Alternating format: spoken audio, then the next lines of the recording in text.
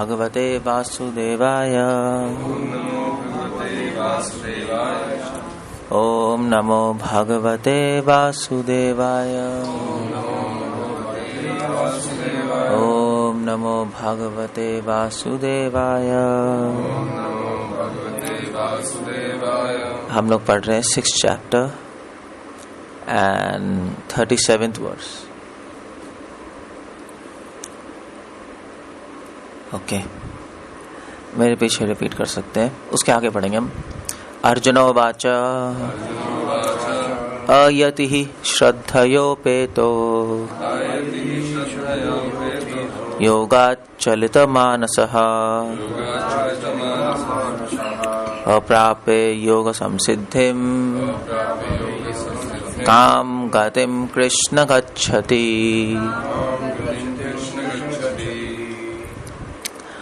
अर्जुन ने कहा, हे कृष्ण, उस असफल योगी की गति क्या है जो प्रारंभ में श्रद्धा पूर्वक आत्म साक्षात्कार की विधि ग्रहण करता है, किंतु बाद में भौतिकता के कारण उससे विचलित हो जाता है और योग सिद्धि को प्राप्त नहीं कर पाता।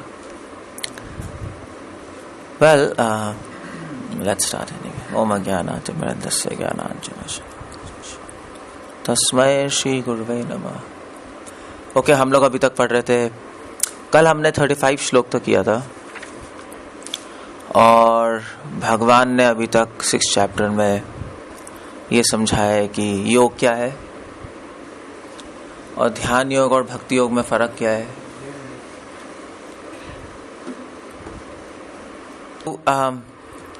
अभी तक भगवान बता रहे हैं योग क्या है। योग के हमने एक तरह से बोलिए चेकलिस्ट बनाई थी कि भगवान इस अध्याय में बता रहे हैं कि अगर भक्ति में आगे बढ़ रहे हो तो कैसे पता लगेगा। दैट्स इम्पोर्टेंट नहीं, क्योंकि मैं बता रहा था कि ये साइंस है और श्रील प्रभुपाद ने हमेशा भक्ति को साइंस की तरह प्रोजेक्ट किया है। Science of self realization, science of Bhagavad Gita. So chant and be happy, मगर हमें ये नहीं देखना कि हम हैप्पी हैं, हमें देखना है कि हम लव तक पहुंच रहे हैं या नहीं। आइडिया ये है, क्योंकि कभी कभी हैप्पीनेस अच्छी भी होती है मगर कभी कभी हमें ट्रैप भी कर देती है, नहीं, वो भी इम्पोर्टेंट है। कभी कभी हम फंस जाते हैं सुख में रहकर, भूल जाते हैं अपना गोल। सो भक्ति में तो डेफिनेटली सुसुखम कर्तुम अव्ययम, आनंद तो मिलता ही है, सबको नेचुरली आएगा, मगर उसमें खोना अच्छा नहीं है। उस आनंद को हम इस्तेमाल कर सकते हैं भक्ति में आगे बढ़ने के लिए, नहीं, मगर अगर आप उसी में खो जाओगे तो प्रेम तक कभी नहीं पहुंच पाएंगे हम। इसीलिए भगवान ने इस अध्याय में योगी के मन में क्या चेंजेस आएंगे वो बताए हैं, नहीं, डिस्कस कर रहे थे हम।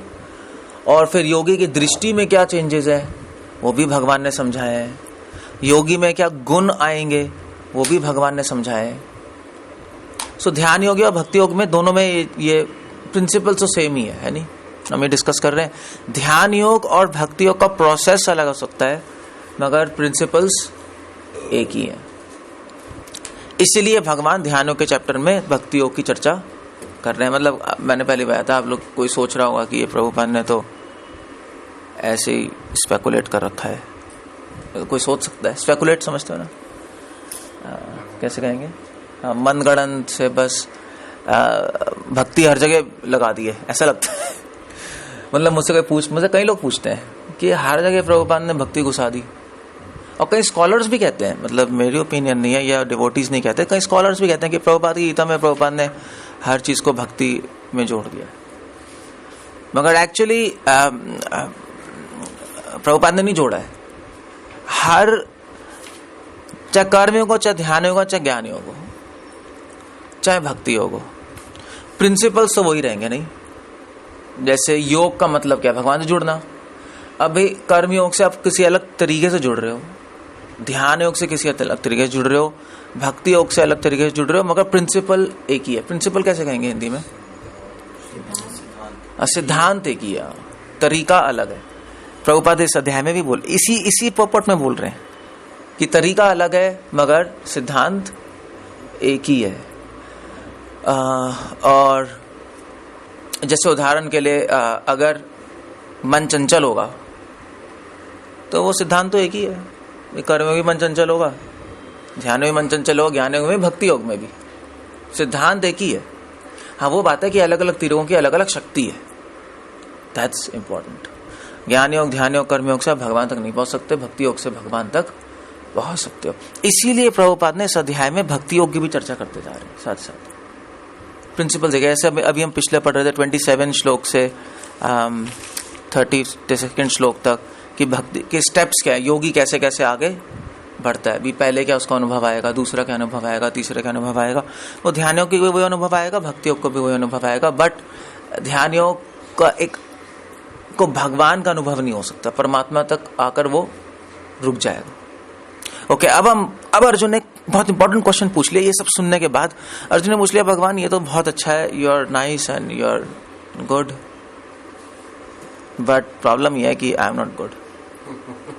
मेरे में प्रॉब्लम है कि मैं सब कुछ सुन के भी कुछ नहीं करता। मतलब एटलीस्ट हमारे लिए बोल रहे हैं, अर्जुन के लिए नहीं हो पाता। नहीं, फ्रैंकली मतलब अगर हम करना भी चाहते हैं तब भी कर नहीं पाते। या तो कुछ लोग तो कपटी होते हैं जो नहीं करना चाहते, कुछ लोग कमजोर हृदय वाले होते हैं जो करना चाहते हैं मगर नहीं कर पाते। शायद हम लोग दूसरी कैटेगरी में आ रहे हैं, कमजोर हृदय हम लोगों का नहीं, कलयुग में सब वीक हार्टेड है। हम बहुत कुछ सोचते हैं मगर नहीं कर पाते। हम सोचते हैं हम 16 राउंड्स करेंगे, या हम 64 माला कर देंगे, या हम लोग ये प्रीचिंग कर देंगे। सपने में तो सबने मंदिर बनाए होंगे नहीं प्रभुपाद की तरह मतलब एटलीस्ट जिनको बहुत टाइम हो गया। सो क्या है, मतलब आप कुछ कर पाओगे, कुछ नहीं हो पाता। दुनिया हमारे कंट्रोल में नहीं है। आई थिंक हम अपने कंट्रोल में नहीं है। सो अर्जुन ने बहुत प्रैक्टिकल क्वेश्चन पूछा हम लोगों के लिए। भगवान, अगर कोई अयति श्रद्धेय पे, तो अयति मतलब होता है असफल योगी। अयति मतलब होता है कि एक्चुअली अयति मतलब यति मतलब सन्यासी या योगी, अयति मतलब असफल योगी। यति वैसे शब्द आता है यत्न से, प्रैक्टिस। सो जिसकी प्रैक्टिस परफेक्ट नहीं हुई है, ये भी समझ लो, जो आत्म साक्षात्कार का योग मार्ग वर्णन है प्रभुपाद लिख रहे हैं, परफेक्ट नहीं हो पाया। श्रद्धेयोपेयते हो, मगर उसमें श्रद्धा है। सो अर्जुन यहाँ पे सिंसियर लोगों की बात कर रहे हैं। मैंने बताया वीक हार्टेड लोगों की। सो अयति मतलब जो वीक हार्टेड है, कपटी नहीं है। अर्जुन ही नहीं कह रहा कि कपटी श्रद्धेयोपेयते, मतलब ऑफ कोर्स अगर कपटी होता तो श्रद्धा की बात ही नहीं होती। सो वीक हार्टेड है, हमारे लिए पूछ रहा है। योगाच चलति मानस, उसका मन चंचल है, हट गया। अगर कृष्णा कॉन्शियस से हट गया, उसका छोड़ दिया उसने, या तो छोड़ दिया प्रोसेस, या अनएंथुसियास्टिक, उत्साहहीन हो गया। नहीं, ऐसा मैं बता रहा था, उत्साह ऐसा ही होता है। नहीं, प्रोसेस चलता रहता है मगर उत्साह खत्म हो जाता है, संकल्प ढीला पड़ जाता है। सो अप्राप्य योग संसिद्धिम का गतिम कृष्ण गच्छति, भगवान उसकी गति क्या है। ओके, अर्जुन अगले श्लोक में पूछ रहे हैं भगवान से, हे महाबाहु कृष्ण, 38 श्लोक में, क्या भ्रम प्राप्ति के मार्ग से भ्रष्ट ऐसा व्यक्ति आध्यात्मिक तथा भौतिक दोनों ही सफलता से च्युत नहीं होता और छिन्न भिन्न बादल की भांति विनष्ट नहीं हो जाता, जिसके फलस्वरूप उसके लिए किसी लोक में कोई स्थान नहीं रहता। विमूढ़ा ब्रह्मणोपति प्रतिष्ठो महाभाव। सो अर्जुन कह रहे हैं कि भगवान, अगर मैं कृष्ण कॉन्शियस पूरी नहीं कर पाया, या ध्यान योग पूरी नहीं कर पाया, कर्म योग ज्ञान योग नहीं पूरी कर पाया, तो क्या होगा फिर? तो फिर ना वो तो बादल की तरह ना हवा में लटका हुआ है, ना हवा में, ना आसमान में, ना जमीन पर लटका ही हुआ है बीच में, तो सब फेल हो गया। फिर क्या करें फिर? सो प्रैक्टिकल क्वेश्चन है नहीं है, अगर हम इस लाइफ के एंड में भगवान के पास नहीं गए मृत्यु के बाद, तो क्या होगा? तो हमने इस लाइफ में भी हमें मटेरियल सक्सेस नहीं मिली, उसके पीछे तो हम भाग ही नहीं रहे। ना धन, ना जन, ना सुंदरी, ना हमने एंजॉय किया, और भगवान भी नहीं मिले, तो गए काम से।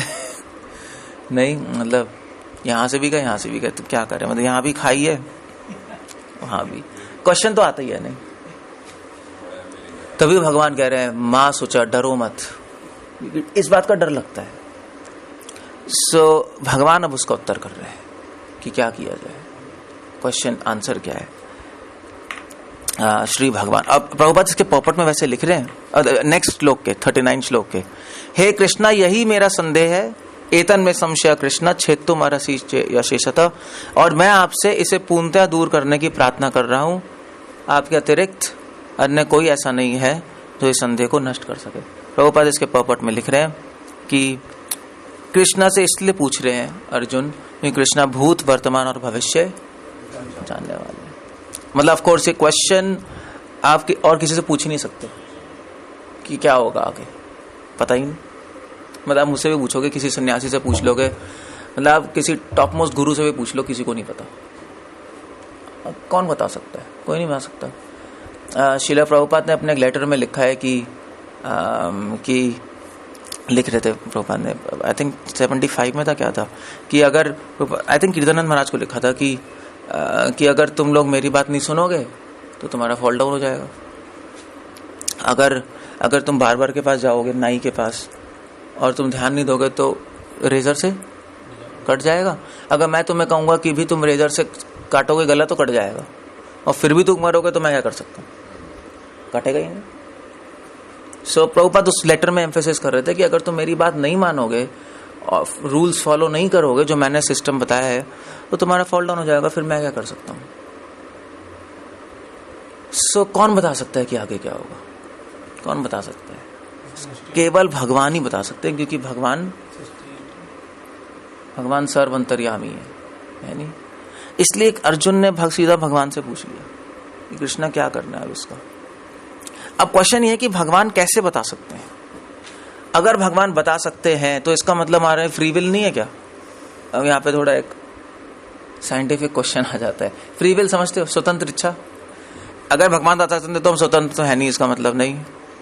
भगवान को अगर फ्यूचर पता है यहाँ इसका फॉल डाउन होगा, तो फिर क्या हम कितना भी कर लें, क्या हमारा फॉल डाउन होगा? क्या हम भगवान ने डिसीजन दे दिया है क्या? और अगर स्वतंत्रता है तो फिर तो भगवान भी नहीं बता सकते।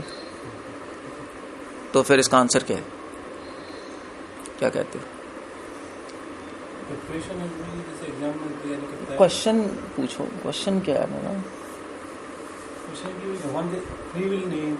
भगवान कैसे बता सकते हैं फ्यूचर?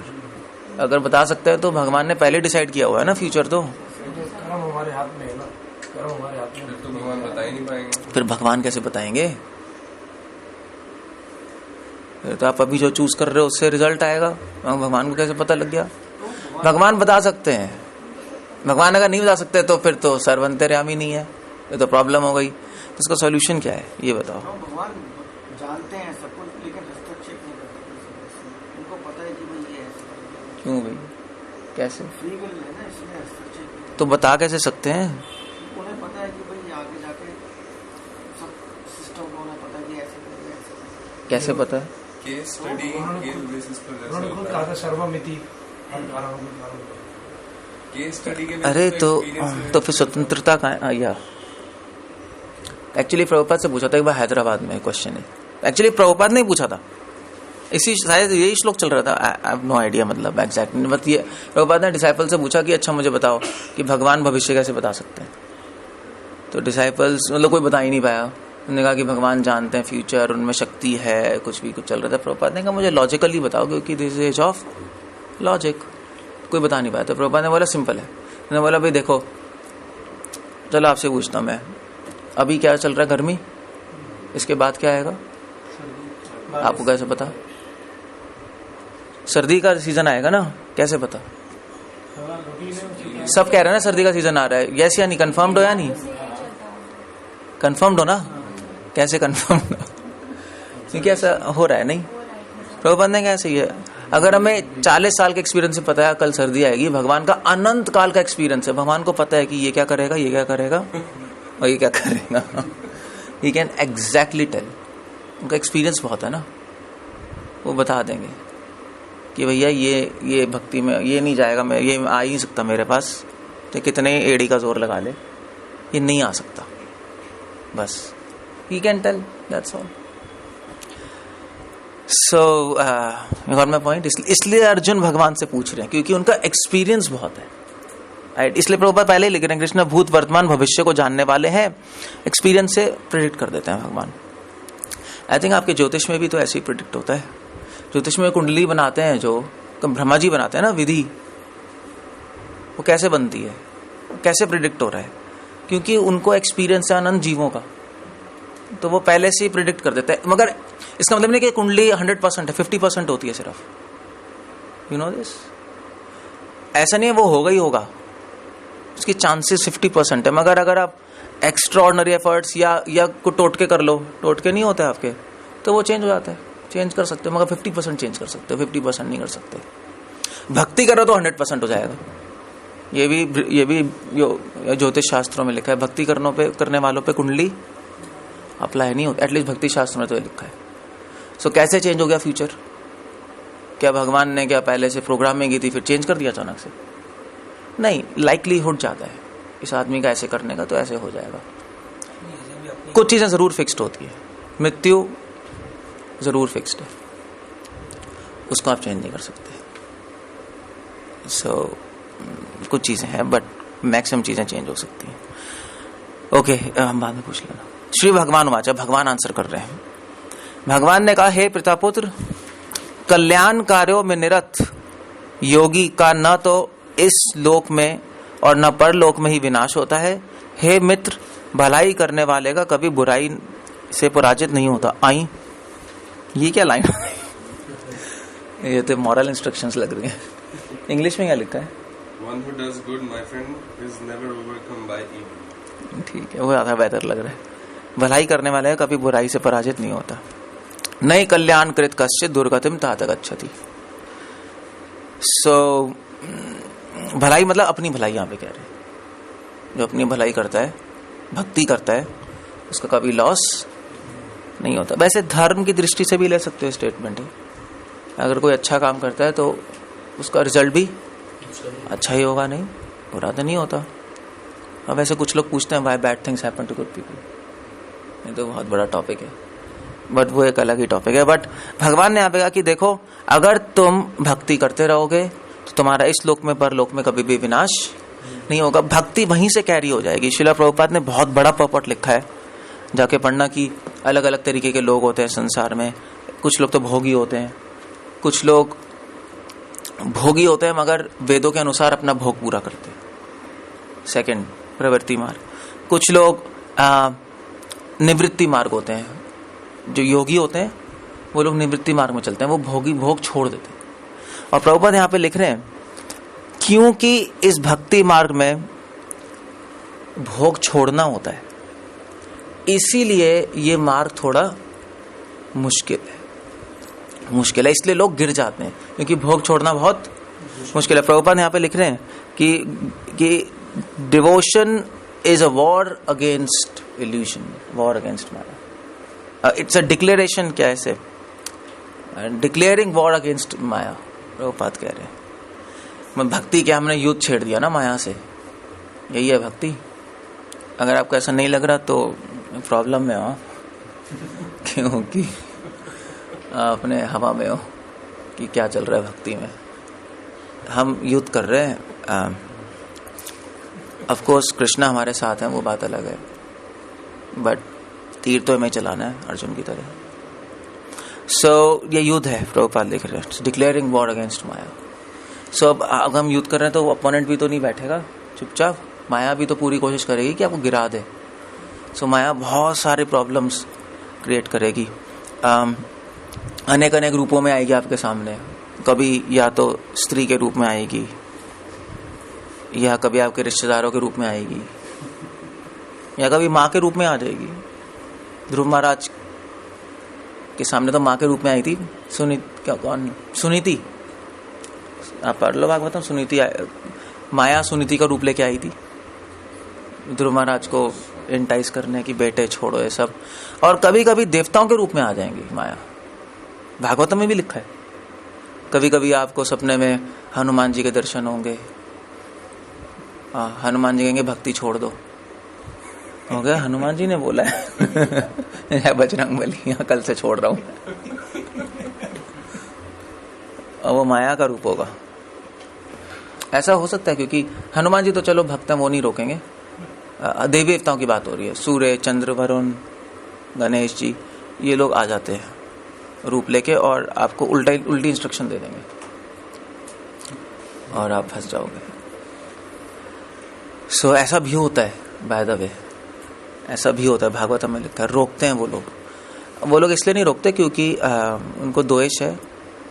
वो लोग इसलिए रोकते हैं क्योंकि वो टेस्ट करना चाहते हैं कि ये हमसे ऊपर जाने के लिए योग्य है या नहीं। मतलब हमसे भी ऊपर जा रहा है ना वो वैकुंठ में, तो योग्य है या नहीं, इसलिए। सो प्रभुपाद ये सारी चीजें यहाँ पे लिख रहे हैं, कई चीजें। और आखिरी लाइन में प्रभुपाद लिख रहे हैं कि अष्टांग योग और कृष्ण भक्ति योग दोनों से ही आप टॉप मोस्ट पोजीशन में पहुंच सकते हो, मगर भक्ति योग आसान है। उसे कभी भी अपने पतन के प्रति भयभीत नहीं होना चाहिए।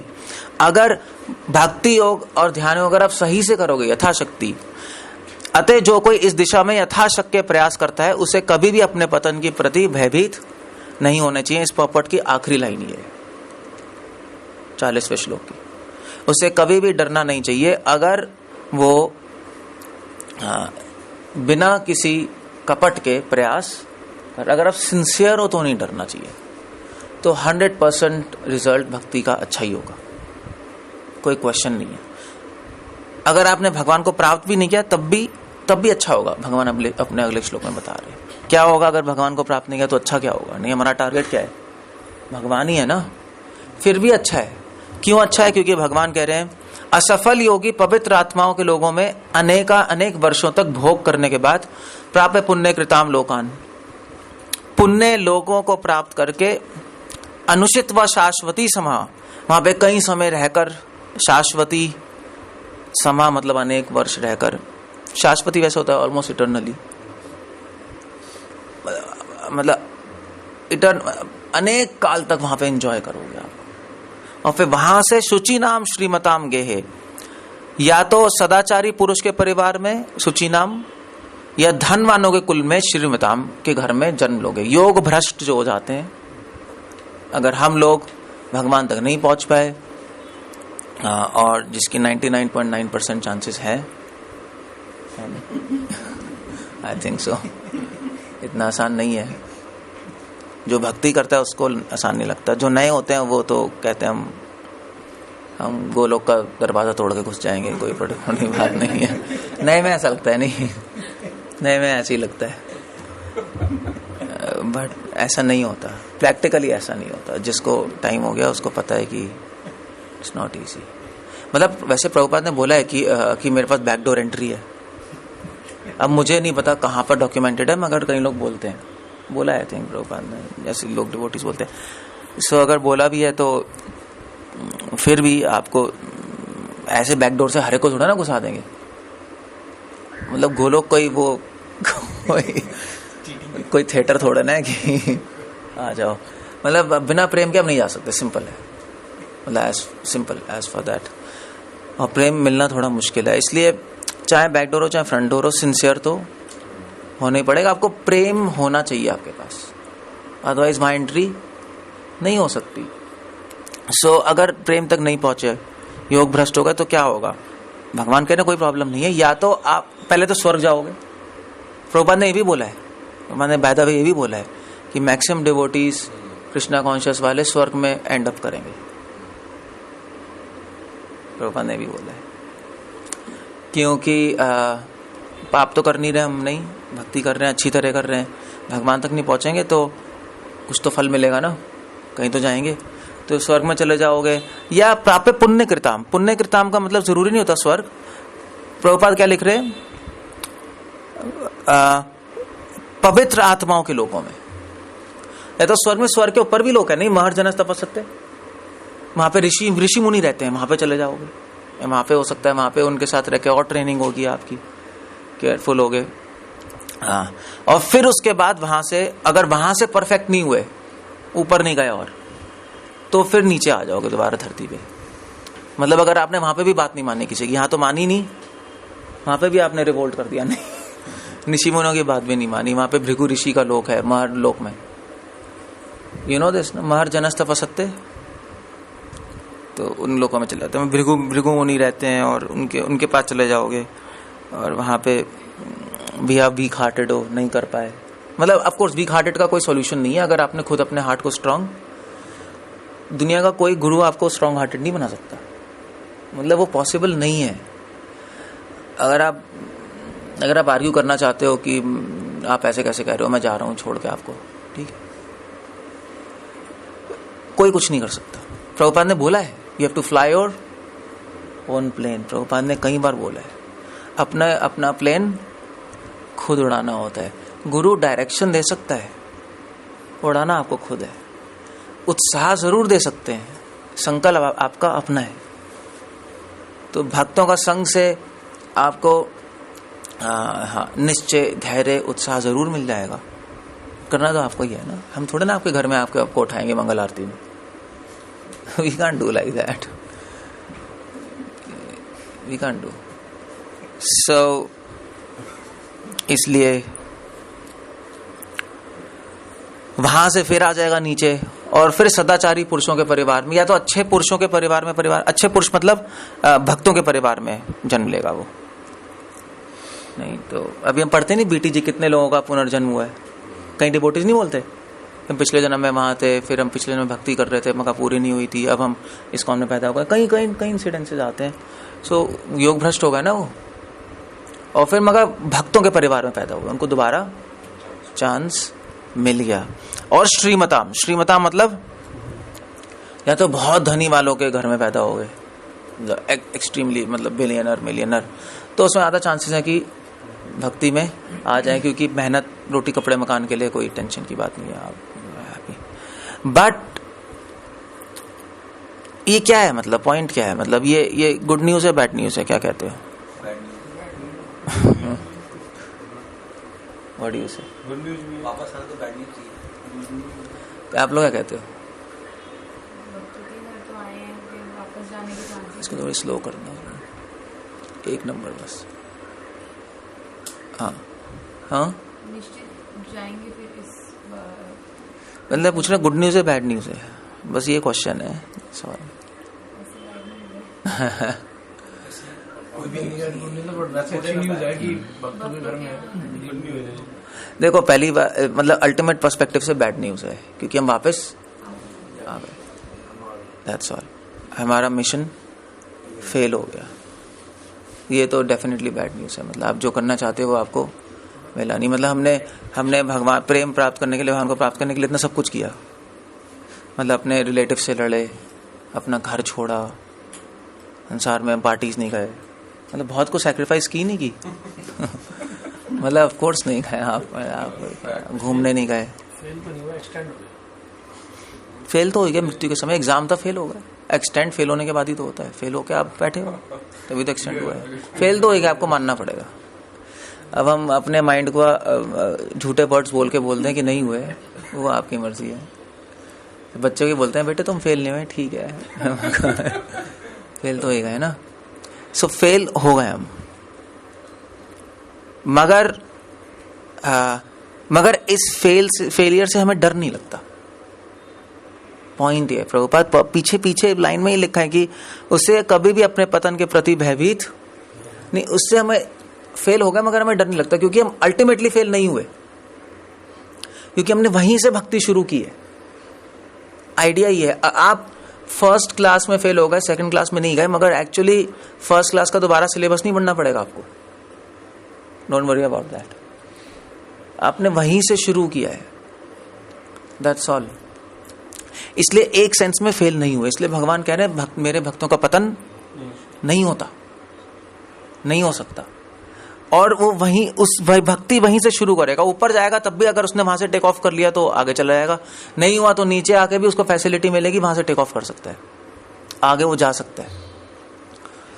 जैसे वृत्रासुर तो मतलब राक्षसी बन गया, चित्रकेतु, और तब भी भक्ति की वही थी। राक्षस योनि में भक्ति करना इम्पॉसिबल है। मतलब इसलिए वृत्रासुर का एग्जाम्पल है। वृत्रासुर का एग्जाम्पल वेदों में भी है, ऋग्वेद में भी है। बाय द वे ऋग्वेद में, मतलब अगर वेदों में कोई इंसिडेंट्स आता है ना तो बहुत बड़ी बात होती है। वैसे वेदों में कथाएं नहीं होती, पुराने कथाएं, वेदों में केवल इंस्ट्रक्शंस होती हैं। वृत्रासुर की कथा, इंद्र और वृत्रासुर की कथा ऋग्वेद में है। इनफैक्ट शुरू के पार्ट में, संहिता, ब्राह्मणास में, उपनिषद की बात भी नहीं कर रहा। इतनी इंपॉर्टेंट है। क्यों? क्योंकि वो दिखाना आते हैं, देखो असुर और राक्षस की योनि में भी भक्ति वही बनी रहती है, जबकि राक्षस और असुर पूरे तमोगुण में। मतलब वृत्रासुर तो हर सेकंड करोड़ों पशु पक्षियों को खा रहा था। इतना ज्यादा, मतलब वृत्रासुर में मीट खाने की जो क्या कहते हैं पैशन है, वो प्रवृत्ति, वो अनंत गुना हो गई थी वृत्रासुर में।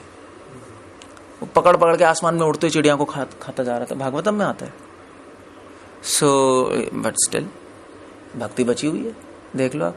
मतलब हम ऐसे तो असुर नहीं है ना अभी, ऐसे ऐसी पोजीशन में शायद नहीं जाएंगे, क्योंकि वो तो शाप से ही है ना।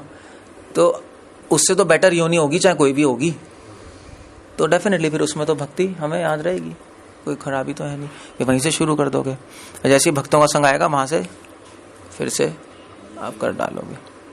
हो सकता है पिछले जन्म में भी भक्ति कर रहे हो, हम में से कोई और छूट गई हो, वहीं से हमने टेक ऑफ कर लिया। सो अब इस प्रभुपाद ने बोला, अब इस जीवन में सीरियस हो जाओ, इसको कंप्लीट कर लो। प्रभुपाद ने कहा इस जीवन में इस श्लोक पे ध्यान मत देना, ये हमारे लिए नहीं है। अभी हमें कंप्लीट करना है। क्योंकि प्रभुपाद ने ये भी बोला है अपने कई लेक्चर्स में कि अगले जीवन में, ठीक है, आप आ तो जाओगे सदाचारी लोगों के घर में, धनी वालों के घर में, मगर जरूरी नहीं है आपको भक्ति मिल जाए। भगवान ये नहीं कह रहे, माने श्लोक में नहीं कहा। मैंने कहा सदाचारी पुरुषों के परिवार में, धनवान के कुल में पैदा हो जाओगे, चांसेस ज्यादा है, मगर जरूरी नहीं है कि भक्ति मिल जाए। जरूर कुछ नहीं है, चांसेस ज्यादा है। अगर हम बेवकूफी, अगर बहुत अमीर के घर में पैदा हो जाएंगे तो अय्याश भी बन सकते हैं, फिर कैसे मिलेगा आपको? बहुत फैक्टर्स है ना काम कर रहे हैं। सो कंप्लीट करो, मतलब इस जन्म में पूरी अपनी, जैसे वो कहते हैं, वो जोर लगा दो। बस एक जन्म कर लो यार, मतलब कोई घाटा नहीं।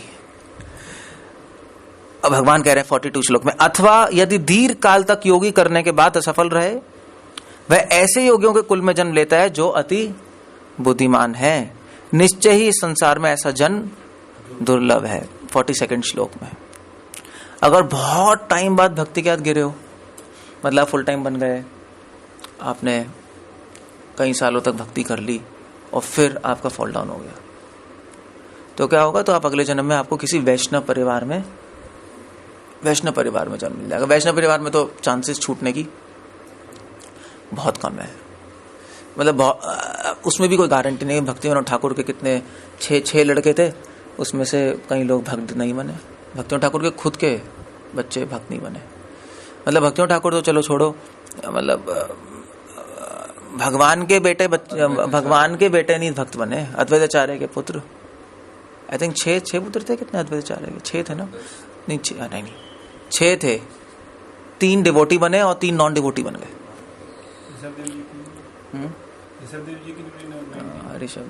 ऋषभदेव जी के पुत्र, 90 पुत्र डिवोटी नहीं बने, कर्मकांडी पंडित बन गए। ऋषभदेव भगवान, अद्वैताचार्य महाविष्णु, उनके पुत्र नहीं बन रहे। सो इसलिए आइडिया ये होता है कि कोई कुछ नहीं कर सकता। मतलब कुछ लोग कहते हैं ना कि कुछ लोग जैसे गृहस्थ में नहीं सोचते कि मैं अपने बेटे को ये बनाऊंगा। आप अपना बेस्ट कर सकते हो, कुछ नहीं पता किसी को। भगवान का बेटा असुर बन गया था, कृष्ण का बेटा नरकासुर, यू कैन इमेजिन। सो इसलिए भगवान कह रहे हैं, मगर अगर चांसेस ज्यादा है, वैष्णव परिवार में पैदा हो गए, चांसेस ज्यादा है। ओके, प्रभुपाद इस पे पता है, इसमें अपना एग्जांपल दे रहे हैं इस पॉपट में। That's funny. प्रभुपाद लिख रहे हैं सौभाग्यवश प्रभुपाद कह रहे हैं ऐसे परिवार में जन्म लेना सचमुच अत्यंत सौभाग्यवश हमारे गुरु विष्णुपाद श्री भक्ति सिद्धांत सरस्वती गोस्वामी महाराज को तथा स्वयं हमें भी ऐसे परिवार में जन्म लेने का अवसर प्राप्त हुआ है। इससे ये पता लगता है कि वैष्णव परिवार में कौन जन्म लेगा। मतलब कोई क्वेश्चन कह सकता है कि भगवान कह रहे हैं जिसने दीर्घ काल तक योग किया है। अब दीर्घ काल का मतलब क्या है? दीर्घ काल मतलब डेफिनेटली बहुत दीर्घ काल होना चाहिए, क्योंकि अगर प्रभुपाद अपना एग्जाम्पल भक्ति संध्या एग्जाम्पल दे रहे हैं तो you have to be at a very good level कि अगले जन्म में वैष्णव परिवार में जन्म मिले। बहुत सॉलिड लेवल होना चाहिए क्योंकि इतनी जल्दी जल्दी अच्छे वैष्णव परिवारों में जन्म नहीं मिलता। हम दोनों को बचपन से ही भगवत भक्ति करने का प्रशिक्षण दिया गया। बाद में दिव्य व्यवस्था के अनुसार हमारी उनमें भेंट हुई। प्रभुपाद अपना एग्जाम्पल लिख रहा है। मतलब at least you have to be, ये तो खैर चाह रहे हैं, ये तो प्रभुपाद दीनता से ऐसे बोल रहे हैं, बट कुछ सन्यासी या कुछ लेवल का होना चाहिए, तब आपको ये चांस मिलेगी कि अगले जन्म में बहुत अच्छे परिवार में, सन्यासी के परिवार में पैदा हो। अदरवाइज नहीं होगा वैष्णव परिवार में। अदरवाइज आप या तो अमीर घर में पैदा होगे, मतलब बिल गेट्स क्या पैदा हो जाओगे अगर हो सकते हो, या अगर आपने मतलब अगर आपने 2 साल 3 साल कर ली फिर छोड़ दी, तो किसी अच्छे परिवार में, अच्छा परिवार मतलब डिसेंट मॉरलिस्टिक परिवार, वहां पे पैदा हो जाओ। सो लॉस तो नहीं है ना, लॉस नहीं है मगर आइडियल भी नहीं है। ओके, अब भगवान आके कह रहे हैं यहाँ पर ठीक है पैदा हो गए। अब क्वेश्चन है, भगवान ने, अर्जुन ने पूछा नहीं मगर भगवान अब बता रहे हैं कि पैदा होने के बाद अब वो भक्ति दोबारा से लेता कैसे। पैदा तो हो गए मगर दोबारा से पिकअप कैसे करेंगे जिसमें हमें छूट गई है, मैकेनिज्म क्या है, भगवान बता रहे हैं 43 श्लोक में। तत्र तम बुद्धि संयोगम लभते पौर्वदेहिकम तते च ते तो भूय संसिद्धौ कुरुनंदन। हे कुरुनंदन, ऐसा जन पाकर वह अपने पूर्व जन्म की दैवी चेतना को पुनः प्राप्त करता है और पूर्ण सफलता प्राप्त करने के उद्देश्य से वह आगे उन्नति करने का प्रयास करता है। प्रभुपाद यहाँ पे किसका एग्जाम्पल दे रहे हैं? भरत महाराज। मतलब हिरण की योनि में याद भी था और फिर जड़ भरत की योनि में इनको तो याद था, खैर नहीं, मगर अगर जिसको याद नहीं है, ऐसा हम तो भूल जाते हैं ना, तो हमारे केस में कैसे होगा उसका प्रभुपाद यहाँ पे एग्जाम्पल नहीं दे रहे। अभी क्या कहते हो, हमारे केस में कैसे होगा? हमारे केस में ऐसे होगा, उसका आंसर भगवान अगले श्लोक में दे रहे 44 में। अभी पिछले श्लोक में तो याद ही है ना उनको, भूले नहीं थे ना भरत महाराज, हम तो भूल गए ना। अब फिर भूलने के बाद दोबारा वहां से कैसे उठेंगे? भगवान अगले श्लोक में बता रहे हैं, अपने पूर्व जन्म की दैवी चेतना से वह न चाहते हुए भी स्वतः योग के नियमों की ओर आकर्षित होता है। सो क्यों उस एक पॉइंट पे छूट गया पिछले जन्म में, इस जन्म में हम कैसे ले रहे हैं दोबारा से, वहीं से शुरू कैसे कर रहे हैं? क्या प्रिंसिपल हमें शुरू करा रहा है, क्या चीज शुरू करा रही है? क्या लिख रहे हैं यहाँ पर? हाँ मतलब हाँ, पूर्व अभ्यास न तेन एव ये विश्वास, पूर्व जन्म का अभ्यास, पूर्व जन्म का आकर्षण। इंग्लिश में आकर्षण ही लिख रहे हैं ना, अट्रैक्शन, अट्रैक्शन, आकर्षण हमें वहां से दोबारा से वहां से चला देगी। सो पॉइंट क्या है इसका? आप इसे क्या कंक्लूजन निकाल सकते हो? हमें इस जन्म में जितना भगवान से आकर्षण होगा बस वही हमारी वेल्थ है, वो वेल्थ है हमारी, नहीं अट्रैक्शन। आप अपनी भक्ति को इससे नाप सकते हैं आपको कितना अट्रैक्शन हो रहा है। इससे मत नापो कि आपने कितने माला जप किए, इससे नाप नहीं सकते आप, ये मेजरमेंट नहीं है। क्योंकि कई लोग 400 माला भी करते हैं, इतने बैठे हैं लोग,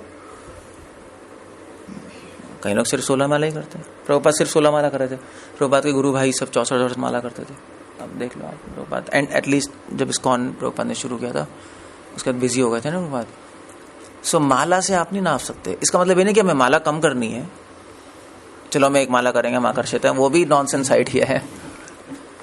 आप जितना नाम ले सकते हो अच्छा है, मगर उसे नाप नहीं सकते आप, यू कांट, वो मेजरमेंट नहीं है, मेजरमेंट है आकर्षण। तो श्रवण कीर्तन और फिर स्मरणम, प्रभुपाद ने कई बार बोला है कि श्रवण भगवान का नाम लेके भगवान का स्मरण होगा, 8 चैप्टर में आ रहा है, और जितना श्रवण कीर्तन स्मरण होगा उतने एडवांस्ड है। ऑफ कोर्स नहीं, कॉमन सेंस की बात है, अगर आप हरे कृष्णा कर रहे हो, आपका माइंड इधर उधर भागे जा रहा है, तो आप एडवांस्ड हो गया? मतलब आप कह सकते हो आप एडवांस्ड हो, मगर हम नहीं मानेंगे। मतलब आपके लोग तो कुछ भी कहते रहते हैं। ऑफ कोर्स कॉमन सेंस की बात है, हम एडवांस नहीं है, हमारा मन ही भाग रहा है। तो जितना नाम ले, जितना नाम में मन लग जाएगा उतना एडवांस्ड है। तो सही, ये तो सही बात है ना, इसमें शास्त्र पढ़ने की जरूरत नहीं है। और जितना भगवान में मन लग गया और जितना भगवान के नाम से आकर्षण हो रहा है तो और एडवांस्ड हो गए। तो एडवांसमेंट का मेजर यही है कि भगवान से कितना आकर्षण हो रहा है, कितना भगवान के नाम में मन लग रहा है। उस आकर्षण को कैसे पता लगाएंगे हम? वो नाम से पता लगेगा। क्योंकि आप कह सकते हो मुझे तो बहुत विनोद अग्रवाल भी कह सकते हो मुझे बहुत आकर्षण है, पता नहीं वो माइंड में क्यों आता है, बट आ जाता है वो। सहजा कह सकते हैं मैं आकर्षण है, मगर कैसे पता लगेगा आकर्षण है? आप लोग भी कह सकते हो मैं बहुत आकर्षित है, हमारे घर में भगवान है, हम इतनी सेवा करते हैं, हमारे का नहीं है, लगता ही है, बट पता लगेगा कैसे? नाम से। अगर आकर्षण है तो नाम में मन इधर उधर नहीं भागेगा, आकर्षण ही है नाम से। अगर भाग रहा है तो आकर्षण नहीं है, कम है, अभी आप स्टैंडर्ड पे नहीं आए। तो अब इसकी मैथमेटिक्स आप खुद ही फॉर्मुलेट कर लो, मुझे नहीं पता, कुछ करनी पड़ेगी। अगर 1 माला में मन लग रहा है, 15 माला में नहीं लग रहा, तो कितना आकर्षण होगा? I don't know. अगर 16 को 100 माने, उसको 1/15 से डिवाइड करें, कितना हुआ? 100 को 15 से डिवाइड करना है, मतलब 6.25% आकर्षण। बाय द वे मैं ऐसी मैथ्स बना रहा हूँ। अगर 2 माला में लग रहा है तो 12.50, 12.5% आकर्षण हो गया। कुछ बना सकते हैं मैथमेटिक्स, प्रोबेबिलिटी से बना सकते हैं, मे बी कैलकुलस से। कुछ कैलकुलस से नहीं बनेगा, डिस्क्रीट मैथमेटिक्स है, प्रोबेबिलिटी से या कुछ कर सकते हैं। भगवान मैथमेटिक्स बना रहे, मैं नहीं कह रहा, इसमें हम नहीं बना रहे, भगवान ने बनाई है ना। मनुष्य नाम सहस्रेषु, भगवान ने तो स्टैटिस्टिक्स रखी है, हजारों में से एक मेरे पास आएगा। भगवान की भी तो स्टैटिस्टिक्स, कुछ तो स्टैटिस्टिक्स होगी, इसकी भी कुछ होगी, भगवान के पास होगी, हमें नहीं पता। क्योंकि वैसे आइंस्टाइन ने बोला था कि the language of God is mathematics. ये सब मैथ से चल रहा है ना, कुछ ना कुछ तो होगा, वी डोंट नो, बट हमें जानने की जरूरत भी नहीं है। बट द पॉइंट इज, हमें जानने की जरूरत है कि आकर्षण बढ़ाओ भगवान में अपना, ये आइडिया है, उस पे फोकस करो। माला कंप्लीट करने पे फोकस मत करो केवल, वो बाय डिफॉल्ट करनी है, वो फोकस नहीं है हमारा। फोकस और डिफॉल्ट समझते हो ना क्या? हिंदी में कैसे कहेंगे इसको?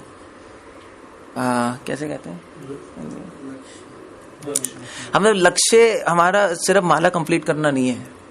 माला बाय डिफॉल्ट मतलब माला कंप्लीट करना तो स्वाभाविक होना चाहिए, मतलब करनी है, वो कोई बोलने की जरूरत नहीं है। जैसे खाना खाना, ऐसे माला कंप्लीट करनी है। अगर अभी भी आपका लक्ष्य माला कंप्लीट करना है तो सॉरी, आप बहुत पीछे हो अभी भक्ति में, मतलब कोई क्वेश्चन ही नहीं है, मतलब बहुत पीछे हो अभी। वो तो करनी है तो करनी है, दैट्स ऑल। वो कोई एम थोड़े ना होता है, कोई एम है आकर्षण। हमारा कितना मन लग रहा है भगवान में, कितना आकर्षण हो रहा है, दैट यू हैव टू सी ऐसे। और जहां छोड़ोगे, जितना आकर्षण होगा वहीं से आप पिकअप कर लोगे, वहीं पिकअप हो जाएगा। फिर आप अगले जन्म में सुनोगे हरे कृष्णा, आपको आकर्षण होने लगेगा, यार ये अच्छे लोग हैं, बड़ा मन कर रहे हैं क्या रहने का। जैसे जॉर्ज हैरिसन नहीं था, उसने तो बोला था कि जब जॉर्ज हैरिसन, पता ना सबको, बहुत बड़ा सिंगर था बीटल ग्रुप का यूरोप में। तो जब ये लोग गए डिवोटी वहां पे हरिनाम कर रहे थे, जॉर्ज हैरिसन ने कहा मैं एकदम से आकर्षित हो गया, बाकी उसके और बैंड वाले आकर्षित नहीं। उसके कौन था जॉर्ज हैरिसन का दूसरा बंदा? John Lennon. वो नहीं आकर्षित हुआ, जॉन लेनन नहीं हुआ, जॉन लेनन वो नहीं हुआ, जॉर्ज हैरिसन हो गया एकदम से देखकर। उसने कहा, हरिनाम कर रहे थे डिवोटीज, वो आके बैठ गया, उसने कहा मुझे बड़ा अच्छा लग रहा है, एंड वो भी हरे कृष्णा करने लगा। तो पिछले जन्म में प्रभुपाद ने बोला था उसको कि तुम पिछले जन्म में बंगाल में थे, प्रभुपाद ने बोला है, और तुम इस जन्म में भी बहुत बड़े सिंगर हो, पिछले जन्म में भी सिंगर थे, बहुत बड़े घराने में थे बंगाल में सिंगर, और बंगाल में होगा तो डेफिनेटली एक्सपोज तो होगा ही हरे कृष्णा मंत्र से, बंगाल में तो महाप्रभु का है ही, तो वही आकर्षण होगा, उसको गाता होगा, तो हो सकता है डिवोटी से भी कांटेक्ट में हो। तो वो वहां से उसने पिकअप कर लिया। सो आकर्षण है। ऐसे जिज्ञासु योगी शास्त्रों के अनुष्ठानों के प्रति परे स्थित, फिर धीरे धीरे आकर्षण प्रैक्टिस करके करके वो भक्ति में स्थित हो जाता है। So that's what you have to see. अच्छा मुझे बताओ, एक वैसे प्रभुपाद एक पॉइंट लिख रहे हैं यहाँ पे, हमें कितना आकर्षण हमें कैसे पता लगेगा? क्वेश्चन वही है। सेवा करने का मन करेगा। सेवा करने का मन तो हर एक का ही करता है, नया आदमी का भी करता है, तो क्या उसको आकर्षण है? कैसे पता लगेगा? भोग से आकर्षण कितना कम होता है। हाँ चलो, भोग से आकर्षण का मतलब कितना हो रहा है वो तो चलो एक नेगेटिव चीज हो गई ना। मैं पॉजिटिव चीज बोल रहा हूँ। पॉजिटिव में क्या देखोगे? बढ़ जाएगी ये हो सकता है हम टाइम वेस्ट नहीं करेंगे। प्रभुपाद ने बोला है अगर आकर्षण होगा वहां से तो टाइम वेस्ट नहीं करेंगे, मगर हाँ हो सकता है ये भी है। और कुछ है? हाँ रिस्क लेना शुरू कर देंगे। वो एक बहुत हाई लेवल है ना। मैं एक आप जनरल लोगों के लिए पूछ रहा हूँ, हमें कैसे पता लगेगा क्या आकर्षण हो रहा है? प्रचार भी करेंगे। हमें कैसे? हाँ आ गया, बताओ। नहीं वो तो कहीं और मन तो मेरी दादी का भी नहीं लगता था। चलता है, कोई फर्क नहीं पड़ता, उससे नहीं पता लगता। और एग्जैक्ट क्या सिम्टम है ये सब है, मगर मेन नहीं है नहीं। इन सिम्टम से आप जज नहीं कर सकते मेन क्या है। प्रभुपाद लिख रहे हैं पर्पट में, अगर आप ध्यान दोगे, जाके पढ़ना, प्रभुपाद सब कुछ लिख रहे हैं, मगर ध्यान से पढ़ोगे तो आएगा। क्या कहते हो? पहली लाइन में लिख रहे हैं, पहली लाइन इस तात्पर्य के क्या लिख रहे हैं? उन्नत योगीजन शास्त्रों के अनुष्ठानों के प्रति अधिक आकृष्ट नहीं होते, किंतु योग नियमों के प्रति स्वतः आकृष्ट हो जाते हैं। योग नियमों के प्रति स्वतः आकृष्ट होते हैं, ये पहली लाइन है। और आखिरी लाइन क्या है? अतएव जब तक कोई पवित्र नहीं होता तब तक कृष्ण भावनामृत के नियमों को ग्रहण नहीं करता और भगवान के पवित्र नाम हरे कृष्ण जप नहीं करता। पॉइंट यह है कि नियमों के प्रति जितना आकर्षित होगा उतना रूल्स रेगुलेशंस बहुत स्ट्रांगली फॉलो करोगे। ये प्रभुपाद की प्रैक्टिकल इनसाइट है। बस आप अपने आप को चीटिंग नहीं कर सकते। मतलब आप नाम में भी चीटिंग कर सकते हो कि मेरा मन लग रहा है, देखो मैं तो आकर्षित हो रहा हूं, वो तो हो सकता है ना। और कभी कभी मन भगवान लगा भी लेते हैं, थोड़े टाइम के लिए खींच लेते हैं, जैसे आप नहीं कहते खींच लेते हैं, मगर इसका मतलब थोड़ा ना कि आपको आकर्षण हो रहा है। वो तो भगवान ने आपको एडवर्टाइजमेंट दे दिया, तो वो आकर्षण तो भगवान कर रहे हैं, हमारे अपने आत्मा में अपना आकर्षण नहीं है, स्वाभाविक आकर्षण। वो कैसे पता लगेगा? वो नियमों से पता लगता है। अब जितना, इसलिए प्रभुपाद बार बार कह रहे हैं rules regulations as a military rule की तरह फॉलो करो। रूल्स प्रभुपाद ने नेक्टर ऑफ डिवोशन में बोला है। जो नियम फॉलो नहीं कर रहा अच्छी तरह स्ट्रिक्टली, अगर वो कह रहा है मुझे आकर्षण है, तो समझ लो कुछ गड़बड़ है, नहीं हो सकता। ही इज लाइंग, वो अपने आप से झूठ बोल रहा है बस। Rules and regulations you have to follow.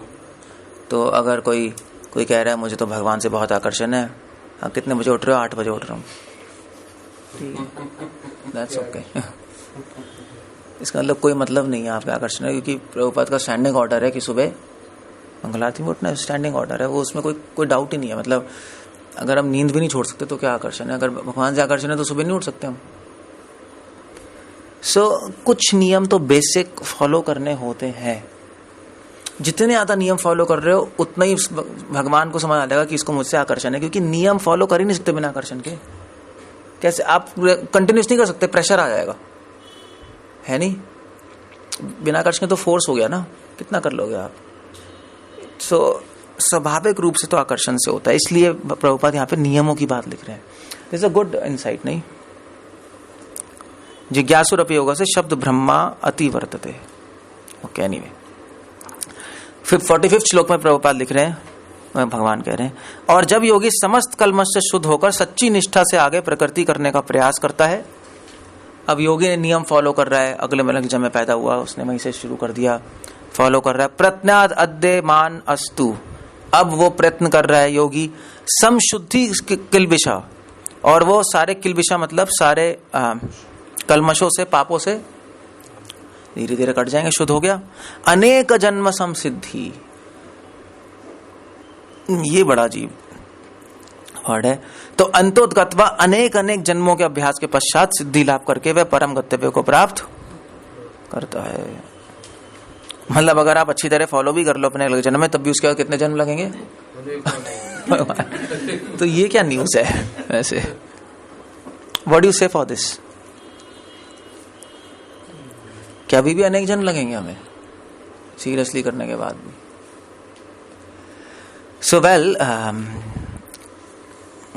अनेक जन भगवान कह रहे हैं, मगर अगर हम सिंसियरली फॉलो करेंगे, अगर बिल्कुल सिंसियरली फॉलो करेंगे, भगवान को चीटिंग नहीं करेंगे, तो भगवान उन अनेक जन्म को एक जन्म में कंप्रेस कर सकते हैं, नहीं कर सकते हैं? भगवान कंप्रेस कर देंगे। जैसे मैं उस दिन पढ़ रहा था, वो जैसे भगवान तो कुछ भी चेंज कर सकते हैं ना। सो रावण के मरने का समय था द्वापर युग, एक्चुअली द्वापर युग में मरना था रावण को, उसका निर्धारित समय। मगर सारे ऋषि मुनि भगवान के पास गए, भगवान से कहा, भगवान ये तो रावण के जो अत्याचार है वो पानी सर से ऊपर निकल चुका है। मतलब वो लोग गए थे सतयुग के एंड में, त्रेतायुग के शुरू में। तो उन्होंने कहा भगवान कुछ करिए, अब टॉलरेट नहीं हो रहा। तो भगवान ने कहा भी उसका निश्चित समय तो द्वापर युग में है, ये तो त्रेता चल रहा है। तो भगवान ने कहा ठीक है, फिर भी तुम लोग सब मेरे डिवोटीज हो और मैं तुम्हारी प्रार्थना को मना नहीं कर सकता। इसलिए भगवान ने रावण को त्रेता युग में मार दिया। अब कैसे मारा? भगवान विधि का निश्चित किया हुआ टाइम भी नहीं रोक सकते, मतलब भगवान रोक सकते हैं मगर चेंज नहीं करते ना। तो भगवान राम ने, देवी देवता ने पूछा कि आपने ऐसे कैसे कर दिया? आपने तो ये जो नियम आपने तोड़ दिया, तोड़ सकते हैं आप, मगर आपने फिर भी तोड़ा, कैसे तोड़ा? कुछ उसके पीछे और कुछ रूल होगा। भगवान ने कहा, हाँ। भगवान ने कहा कि मैंने त्रेता को ही द्वापर समझ लिया और उसको मार डाला। और ये लॉजिकल नहीं है, मतलब आप कह सकते हो भगवान ऐसे तो आप कुछ भी कर सकते हो माइंड में समझ के। भगवान ने कहा नहीं, इसके पीछे भी रूल है, क्योंकि इस युग में त्रेता द्वापर हो गया, द्वापर त्रेता हो गया। इस युग में उल्टा हुआ है, इस चतुर्युग में उल्टा हुआ है। पहले के सारे चतुर्युग में पहले सतयुग आता है, फिर द्वापर मतलब 2, त्रेता मतलब 3। सो पहले सतयुग आता है, फिर द्वापर आता है, फिर त्रेता, फिर कलयुग। इस युग में चेंज हुआ है बस। जिस युग में चैतन्य प्रभु आते हैं, स्वयं कृष्ण आते हैं, उस युग में उल्टा हो जाता है। त्रेता पहले चला आता है, द्वापर बाद में आता है। तो भगवान ने कहा भाई वैसे तो रूल द्वापर का पहले ही होता है इन जनरल, तो मैंने वो जनरल रूल लगा लिया यहाँ पर और उसको मार दिया। मैंने कोई स्पेकुलेशन थोड़े ना कि मैंने मनगढ़ंत थोड़े ना, कुछ भी कर सकता हूं मैं, उसके पीछे भी रूल है। सो आप देख रहे हो, किसी को सॉल्यूशन समझ नहीं आ रहा था, भगवान को सॉल्यूशन। इसलिए भगवान कह रहे हैं अनेक जन्म लगेंगे मगर कोई प्रॉब्लम नहीं है। भगवान अनेक जन्म को एक जन्म में कॉम्प्रेस भी कर सकते हैं। प्रभुपाद लिख रहे हैं एक्चुअली अपने एक लेटर में, मैं पढ़ रहा था, प्रभुपाद ने अपने लेटर में लिखा है कि, लेटर में लिख रहे हैं, कन्वर्सेशन में कह रहे हैं, प्रभुपाद कह रहे हैं देखो मेरे डिसाइपल्स जो हैं फॉरेनर्स, इनको ब्राह्मण, इंडिया के ब्राह्मण लोग कहते हैं कि एक यज्ञ कैसे कर रहे हैं, पूजा कैसे कर रहे हैं, मलेच्छ हैं, इनको तो ब्राह्मण परिवार में जन्म लेना है। तो प्रभुपाद कह रहे हैं नॉनसेंस है लोग। प्रभुपाद कह रहे हैं कि दीक्षा विधान से दूसरा जन्म है नहीं है। वो कौन सा श्लोक है प्रभुपाद कोट करते थे यार? नहीं, वो बेल मेटल को छू देते हैं। अगर आप वो मरकरी, अगर आप मरकरी को गोल्ड में भी कन्वर्ट कर सकते हो, पता है ना? पारा में एक प्रोसेस होता है, एक श्लोक है, दीक्षा विधान से शूद्र भी ब्राह्मण में कन्वर्ट हो सकता है। प्रभुपाद ने कहा इसका मतलब उसका दूसरा जन्म, इसी जन्म में दूसरा जन्म हो गया दीक्षा से। सेकंड बर्थ होता है दीक्षा, सुना है नहीं सुना है? एक्चुअली हर व्यक्ति के 3 जन्म होते हैं। पहला जन्म होता है माँ के गर्भ से, दूसरा जन्म होता है ब्राह्मण, तीसरा जन्म होता है वैष्णव। हमारे केस में ब्राह्मण वैष्णव एक ही साथ हो गया, एक प्रेगनेंसी बच गई हमारी। वन बर्थ फिर सेफ हो गया। सब जब इसी जन्म में 3 जन्म हो सकते हैं आपके, तो अनेक जन्म नहीं हो सकते? भगवान कर देंगे। तो प्रभुपाद ने कहा कि प्रभुपाद ने कहा उनकी मेंटालिटी चेंज हो गई, उससे उनका अगला जन्म हो गया। आफ्टर ऑल जन्म चेंज होना शरीर की बात नहीं होती। शरीर बदल रहा है नहीं बदल रहे उससे क्या फर्क पड़ रहा है? आपका शर्ट बदल रही है, क्या फर्क पड़ रहा है? जन्म बदल गया मतलब आपकी मेंटालिटी चेंज हो जाएगी, आपके एनवायरनमेंट से, आपके परिवार से साइकोलॉजी अलग हो गई ना आपकी वहां पर, उस सिचुएशन में। अगर आपके जन्म में आपकी मेंटालिटी चेंज होती जा रही है तो आपका जन्म नया होता जा रहा है नहीं। और लोगों को कहते भी हैं, लोग कहते हैं नहीं, जब मान लीजिए कोई बहुत बुरा आदमी है, बहुत अच्छा काम करने लगे, जन्म चेंज हो जाए, तो बोलते नहीं कि भाई इसका तो नया जन्म हो गया, कहते ही हैं। तो ऐसे ही है बस। तो अनेक जन्म संसिद्धि, जरूरी नहीं है अनेक जन्म लगे। अगर आप सिंसियर हो तो भगवान अनेक जन्म, ये भगवान एक्चुअली ध्यान योगी को ले कह रहे हैं, उनको अनेक जन्म लग जाएंगे। अगर भक्ति योग में प्रिंसिपल अप्लाई करोगे तो भगवान अनेक जन्म को एक जन्म में कंप्रेस करते हैं। मतलब भगवान भी विनसिप कर सकते हैं, अगर हम कर सकते हैं तो। ये नॉट सो डू विन रार होगा शायद उनके पास, विनसिप तो नहीं। That's better. पता नहीं आप लोगों को समझ आ रहा है मैं क्या कह रहा हूँ? जिसको कंप्यूटर ज्यादा है उसको समझ आ रहा है। सो 46 श्लोक में कृष्णा कह रहे हैं अब कंक्लूजन दे रहे हैं कि सबसे बड़ा योगी कौन है। अब ये सारे प्रिंसिपल सबके लिए चल रहे हैं, कर्म योगी, ज्ञान योगी, ध्यान योगी, प्रिंसिपल चल रहे थे ना अभी तक, तो है नहीं? मैंने बताया प्रिंसिपल, सिद्धांत और क्रियाएं। सिद्धांत अभी तक भगवान डिस्कस कर रहे हैं। ध्यान योगी, ज्ञान योगी, भक्ति योग, सबके लिए सिद्धांत सेम है कि वो ऊपर जाएगा फिर नीचे आएगा फिर वहीं से शुरू करेगा, जितनी आकर्षण होगी सेम है। भक्तियों के लिए कुछ स्पेशल फैसिलिटी है, वो बात अलग है, मगर सेम है। मगर तरीका अलग अलग है, कोई तरीका फास्ट है, कोई तरीका स्लो है। भगवान इस अगले श्लोक में अब तरीके की बात कर रहे हैं, प्रिंसिपल्स और प्रोसेस। तो अगले 2 श्लोक में प्रोसेस की बात कर रहे हैं। योगी पुरुष तपस्वी से, ज्ञानी से, सकाम कर्मी से बढ़कर होता है। अतः अर्जुन तुम सभी प्रकार के योगी, सभी प्रकार से योगी बनो। भगवान कह रहे हैं भी तपस्वी, ज्ञानी, ज्ञान योग, कर्म योग, उससे बड़ा योगी होता है। और 47 में अपना निष्कर्ष दे रहे हैं, योगी नाम अपि सर्वेषां मद्गतेर अंतरात्मनो श्रद्धावान भजते माम सम्यक् ततो मत। और समस्त योगी में से जो योगी अत्यंत श्रद्धा पूर्वक मेरे परायण है, मतलब भक्ति योग, अपने अंतःकरण में मेरे विषय में सोचता है, मेरी दिव्य प्रेमा भक्ति करता है, श्रद्धावान भजते, वह योग में मुझसे परम अंतरंग रूप से युक्त रहता है और सबों में सर्वोच्च है, यही मेरा मत है। ध्यान योगी, कर्म योगी, ज्ञान योगी, जितने भी योगी सबसे टॉप मोस्ट कौन है? भक्ति योगी। एटलीस्ट भगवान का मत यही है। सो प्रभुपाद बहुत बड़ा पॉपट लिख रहे हैं, जाके पढ़ लेना जो मैंने एक्सप्लेन किया सब इसमें। हरे कृष्णा। कुछ पूछना, कुछ कहना है? श्रील प्रभुपाद की जय।